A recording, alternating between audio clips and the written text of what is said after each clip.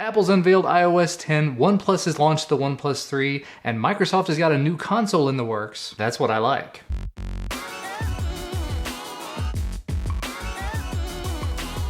Hey guys, welcome back to this thing that I do every week where I talk about all of the things related to science, tech, fun things that I like. To get started, of course, Apple had their Worldwide Developer Conference this week where they unveiled that 1, OS 10 is no longer going to be called OS 10, it's now called macOS. Makes a lot of sense.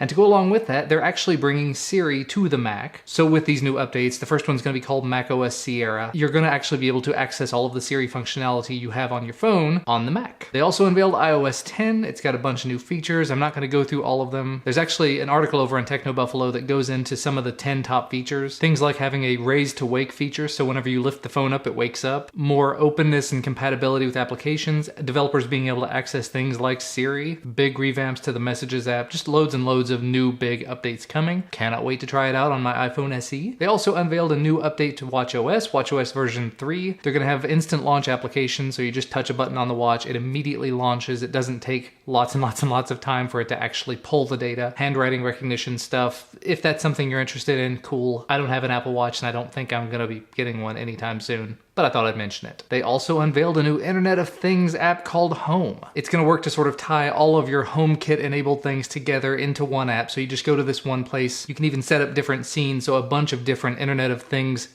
happen at once. So you could have it change your thermostat and your lights and turn on the coffee maker and whatever else. Just when you talk to Siri and say good morning, you could have it turn on the lights in the kitchen, start up the coffee maker, and open your electronic Internet of Things enabled doggy door to let your dog go out for morning walkies. Cool stuff. But actually one of the things that Apple talked about that really got me excited was what they're calling Swift Playgrounds. Now this is nothing new, it's nothing truly innovative, because there are other things that do already exist out there, like Scratch, where you can teach kids to program using it, but this just looked a little bit more user-friendly, a little bit easier to get started with. But this is basically just an app for your iPad that you're going to be able to use to sort of quickly and easily teach your kids how different programming concepts work. I've tried to get my oldest son interested in programming for a while now, and it just hasn't quite caught on yet, but we've still got time. Moving on though, as I mentioned in the intro also, the OnePlus 3 was officially unveiled and launched through VR, and I did actually participate in that event. I used the OnePlus Loop headset. If you haven't seen that video, I'll put a link to it down there and maybe a card or something. The Loop headset was not all that great, but the VR event was a lot of fun. It was a bit of a fail for me just because at the end of it, it takes you to this webpage and it's like, put in your email address, we'll make sure you go ahead and get the ability to buy the phone, and it didn't work. So I had to wait like 2 full hours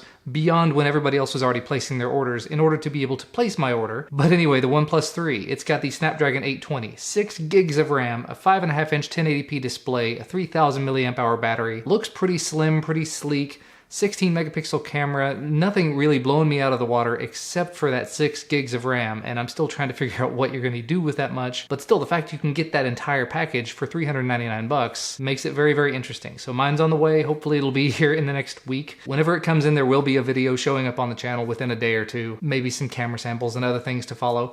Reminds me, I never actually followed up on my OnePlus 2 video. I probably ought to go back and revisit that one. And actually, speaking of other OnePlus devices, they did announce this week, well, I guess they didn't so much announce it, but they just mentioned it. They're not actually going to be doing a follow-up to the OnePlus X, which is kind of disappointing to me. As I've mentioned quite a few times before in other videos, I am a big fan of the super small devices, so like the iPhone SE, where it's so small and so powerful. I am a big fan. So having the OnePlus X that was a halfway decently powerful device that was that small and that portable, I would love to see a new flagship device in that form factor. I mean, that's a large part of the reason why I went with the Galaxy S7 instead of the S7 Edge. And to put it at the price point where they had the OnePlus X, $249 or less, if you could put flagship specs for $300 in that form factor, I'd buy it all day long. Moving right along though, Android N Preview 4 is now available. So if you've been paying attention to it, if you've been trying it out, make sure to run updates. I've actually got mine running the update right now because I just haven't been using it much lately. And the last time I looked, I don't see anything as to what's actually new about it, but I did see something about a little joke being put in there as to what the name is going to be, that they're calling it Namey McNameface. So that's loads of fun. That's not the actual name, hopefully. The prices for the Motorola Moto Mods for the Moto Z have been revealed as of this week as well. And they're a little bit much, but not too bad, I guess. Really, everybody's just focusing on the one that's a projector, where you put a projector on the back of your phone. A projector that's gonna be this big, that's gonna fit on your phone.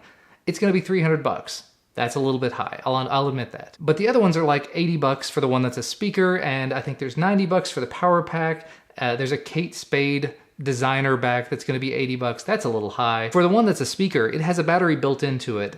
80 bucks for that doesn't sound that bad. Considering I paid 70 or 80 for a leather back for my LG G4 a little while back, kind of understandable. A power pack to put on the back of it, 90 bucks for that. If you're looking for a Mophie or something, you're going to be paying probably 90 to 100 bucks for that. It doesn't sound all that outlandish. Maybe I'm just off on that. Anyway, moving right along, the other big event that happened this week was E3, and there were a bunch of announcements, so I'm just going to kind of run through them here. Microsoft is making a brand new console coming near the end of next year, 2017, called Project Scorpio, which is going to have 4K graphics capabilities. They also released a revamped, updated version of the Xbox One. They're calling the Xbox One S. It's slimmer, it's smaller, it does not have the big power brick adapter on the side of it anymore, and it can do 4K output, which is very cool, but that 4K output is limited to media apps, cannot be used for games.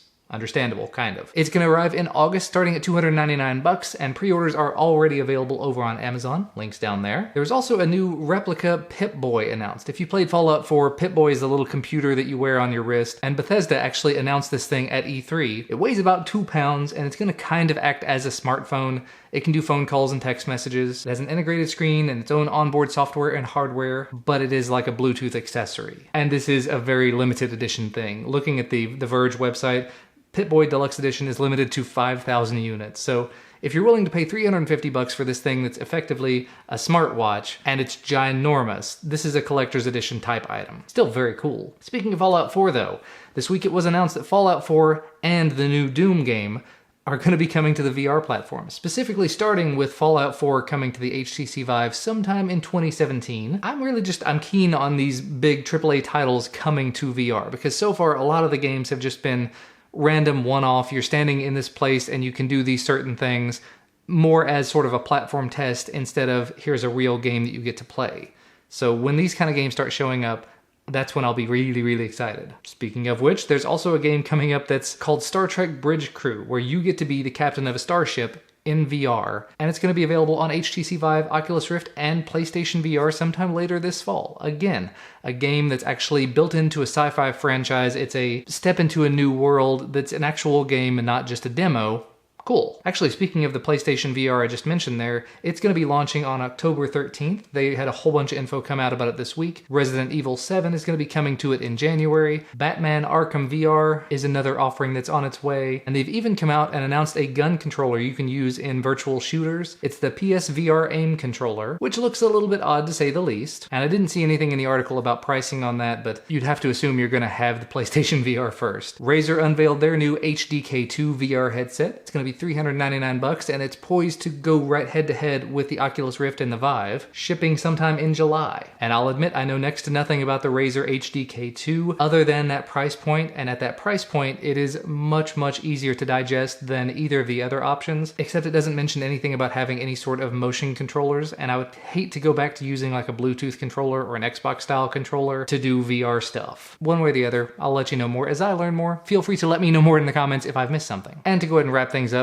Zeiss has unveiled their new VR headset, the VR OnePlus, which comes with support for Google Daydream. Zeiss actually had a VR headset before. I think it was $99, really well known for having amazing optics in it, so it was one of the better experiences as far as mobile VR. This one will be compatible with phones between 4.7 and 5.5 inches, so none of those ginormous, much, much bigger phones. And it actually says here it's going to have integration with the DJI Inspire 1 drone, so you can do first-person view with it. That's really interesting. Ooh, and even more exciting, it says they've done a room scale style experience, just like you get with the HTC Vive, because they did a partnership with a mobile 3D scanning firm called Dakuda. I was a little bit skeptical on it at the price point of $129 coming in August, but if it can do the room scale stuff as well, as long as there are mobile apps that will support it, that could be a really interesting one. And you know what? I've actually reached the end of my list. That's all I'm going to talk about today. As always, thank you guys so much for watching. Thank you for spending the time with me here. Thank you for continuing to support this series. Make sure to leave a thumbs up down below if you like this video, share it with your friends on social media,